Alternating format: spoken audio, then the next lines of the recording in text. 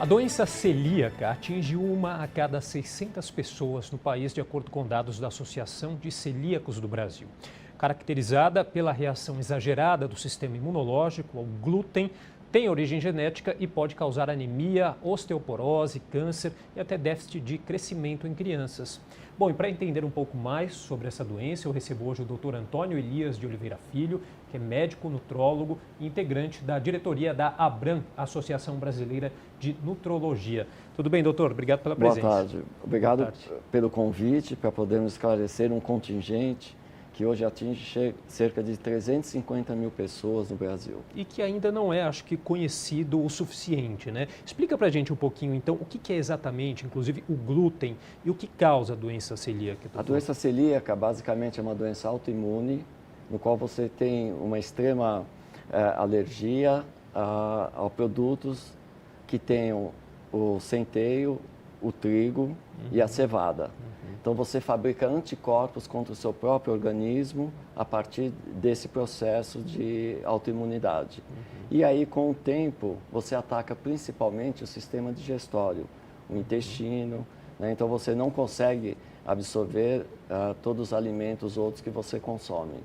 O senhor falou trigo, o centeio, a cevada, e a né? cevada também. São esses os principais, as principais substâncias causadoras aí do problema. Tem mais alguma outra? Algum outro tipo de... Basicamente é isso. É difícil porque isso atinge principalmente crianças de 1 a 3 anos. E é uma fase que ainda tem crianças que ainda não têm o desenvolvimento do sistema digestivo completo. Então ainda é um pouquinho, demora-se para fazer o diagnóstico. E se o médico não está atento ou a família para isso, essa criança pode demorar para ter esse diagnóstico, consequentemente para ter o tratamento e pode desenvolver outras doenças. Quer dizer, é uma doença então que aparece logo no início da vida, a partir de 1 ano de idade. Ela apresenta sintomas, doutor? Sim. Quais são? Principalmente sistema digestivo. O que é? É dor. Gases, cólicas, a criança não aceita alimentação, não tem apetite. Isso, com o tempo, ela pode até desenvolver alergias a outros alimentos, por exemplo, ao leite, porque essa doença ataca principalmente a parede interna do intestino. Então, com o tempo, isso vai ficando extremamente sensível e pode desenvolver uma alergia a outros alimentos. Então, você já deixa de comer alimentos essenciais, né, como esses, e depois deixa de poder se alimentar, por exemplo, de leite. E a causa dela é hereditária mesmo? Basicamente é hereditária, né, com histórico na família de doença celíaca, já tem uma predisposição a ter mais. Crianças que têm síndrome de Down ou síndrome de Turner, são doenças hereditárias, também têm maior probabilidade. E parece que há aparece essa doença de modo cruzado com outras doenças autoimunes. Por exemplo, diabetes tipo 1, artrite reumatoide. São outras doenças autoimunes, asma grave, que também tem esse histórico dessa criança ser uma celíaca. Doutor, é a mesma coisa se falar que a pessoa tem intolerância, uma sensibilidade ao glúten e ter a doença celíaca? Não, não é a mesma coisa. Não é a mesma coisa? Não, não é. A doença celíaca, vamos dizer que é o estágio mais grave dessa intolerância ao glúten, à cevada, ao centeio. A doença celíaca não permite brincar, vamos falar assim. Né? Ela tem os sintomas graves, são sempre desde o início e vão piorando com o tempo. Então, por isso que você, de uma forma muito acertada, alertou sobre, por exemplo, criança, se não se alimenta bem, se tem diarreia, não absorve os alimentos, os nutrientes que são importantes para ela, então ela vai ter problemas de crescimento, problemas de desenvolvimento neurológico, problemas de desenvolvimento mental, de estudar e etc. Se essa doença, por algum motivo, aparece com uma adolescente ou um adulto, ela já tem uma formação já feita durante todo esse tempo da vida dela. Então, os efeitos sobre ela são muito menores. Algum tipo de exame, doutor, que pode detectar? Sim, sem dúvida, o diagnóstico maior é feito sobre a parte clínica. São esses sintomas que acabamos de falar. Se a pessoa tem essas queixas, fica mais fácil. Há exames de sangue específicos para a doença celíaca. O diagnóstico inicial é um pouco complicado, porque muitas vezes você faz o exame é negativo, ou então você não tem totalmente a doença, o exame é positivo. Sim. Agora, sem dúvida nenhuma, o grande teste que eu falo é assim, tem a clínica, tem a queixa, a família começa a observar isso, primeira coisa que se faz, retira-se todos esses alimentos que têm como base o glúten, o centeio e a cevada. Então, isso é uma prova de fogo.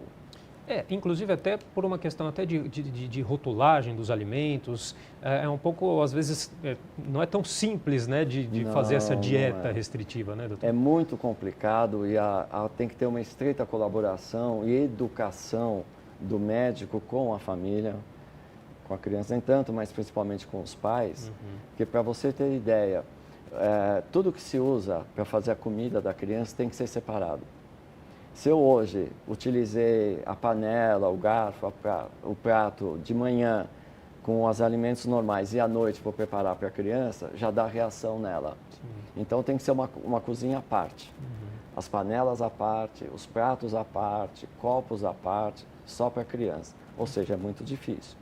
E a mãe, né, que normalmente faz comida, ela tem que ser extremamente bem educada para não colocar nada que possa interferir nisso. Esse é um problema que você falou da rotulagem, porque você compra um produto e lá aparece isento de glúten. Acontece que a nossa legislação, que é um pouco falha, ela permite que haja tipo 1% de glúten. Que já é suficiente em alguns casos. Que já casos, é suficiente para gerar uma crise ou para manter a doença nessa criança. Quando você lê um rótulo, isento de gordura trans, esse isento quer dizer que ainda pode ter 1%, e tudo bem, não vai matar. Só que para uma criança ou um adulto que é celíaco, isso é um problema grave. Então, até para preparar a comida, é importante isso. E procurar usar, na medida do possível, alimentos in natura. Porque os alimentos industrializados têm uma grande chance de haver esse contágio. Imagina falar que foi um pão feito de batata numa padaria. Sim. Esse pão, esse foi feito num forno à parte. Sim. O padeiro é outro padeiro, a mesma luva, sim, quem manuseia. Então é um problema grave, que traz consequências graves, mas que pode ser muito bem manejado. Então vamos falar um pouquinho, antes de a gente encerrar, doutor, sobre o tratamento. Quer dizer, tem que fazer, claro, essa dieta, mas há algo mais nesse tratamento? Sim. O tratamento principal, então, é separar a alimentação, fazer uma dieta rigorosa, inclusive de bebidas, cerveja, vodka, saquê, todos esses produtos, essas bebidas têm ou são contaminadas com produtos. Você tem que tirar. Sim. E você também pode usar, nas fases mais graves, medicamentos, por exemplo, corticoides, ou medicamentos até antineoplásicos, a gente usa para tratamento de alguns tipos de câncer. Por quê? Que é para preservar esse intestino da pessoa, porque o nosso intestino é o que absorve os alimentos. Se o teu intestino atinge um grau tão grave de uma inflamação crônica, você pode ter problemas graves. Inclusive, você tem um percentual maior de câncer nesses pacientes, de tanta infecção, inflamação no intestino. Requer, às vezes, internação, às vezes mesmo com nutrição interal e parenteral, né, que passa pela veia, sim, com produtos que é para essa criança, esse adulto, ela ter um mínimo de melhora e poder suportar depois a alimentação dela. Tá certo. Queria agradecer a participação do Dr. Antônio Elias de Oliveira Filho, médico nutrólogo e integrante da diretoria da ABRAM, que é a Associação Brasileira de Nutrologia. Muito obrigado, doutor. Muito obrigado e foi um prazer.